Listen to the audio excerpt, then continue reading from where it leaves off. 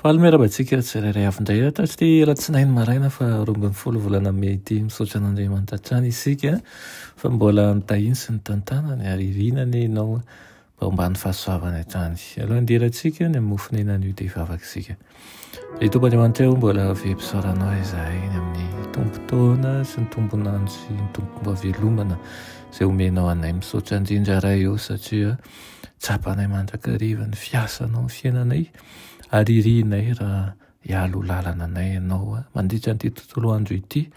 Meo anay ny hery, meo anay ihany koa ny faharetana fiarahananao ary eoka ny tsirairay avy izao dia ho voatato koa.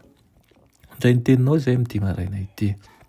Meteza ianao hiteny manoloana anay hitonoana sy angatany aminaran'i Jesosy. Amen. Lohateny nofina antsika androany dia manao hoe manaova soa amin'ny sabata.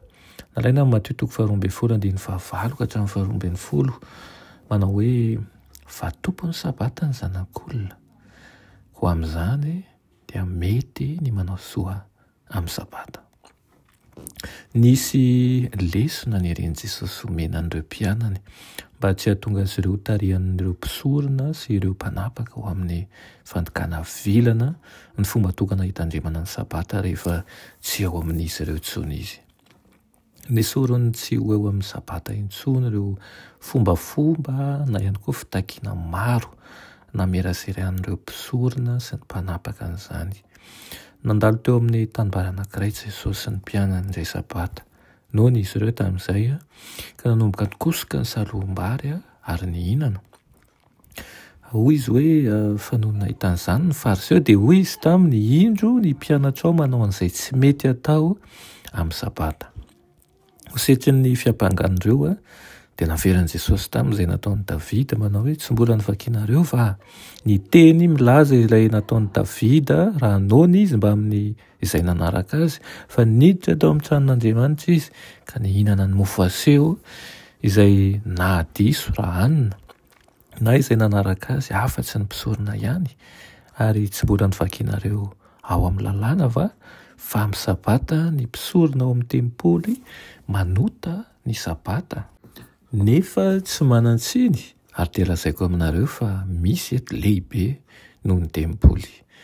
Raha nanalatsily an'i Davida manoloana ny fanokanany fahamasinan'ny fitoerana masina ny anohanana tafahoatra ka nahatonga ny fihetsiny tsy nahameloka azy dia lehibe lavitra noho izany ny fanalatsiny ny fihetsika tsotra an'ireo mpianatra izay nioty saloham-bary sy nihinana an'izany tamin'ny andro sabata.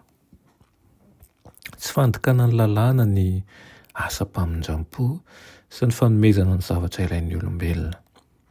Tsy manameloka an'izany Andriamanitra.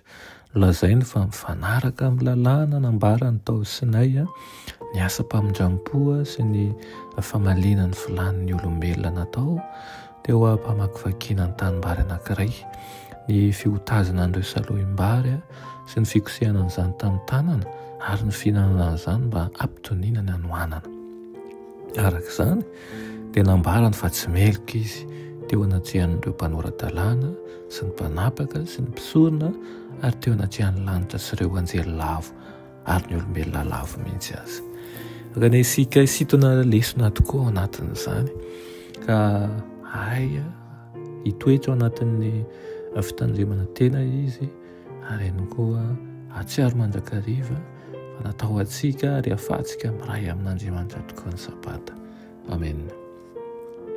Ianay tsara indrindra mbola misaotra anao izay amin'izany teninao izany. Mangataka aminao izay Tompo eo avaozinao mandrakariva ny momba anay rehetra ka hankasitraka anao izay hiara mandeha aminao tokoa ary mangataka ny fanahinao masina mba hanavao anay hatrany. Aminaran'i Jesosy. Amen.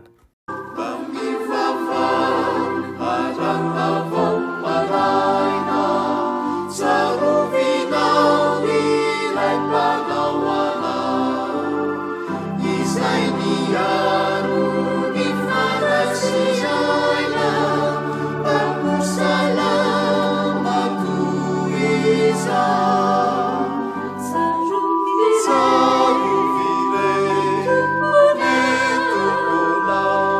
Maria.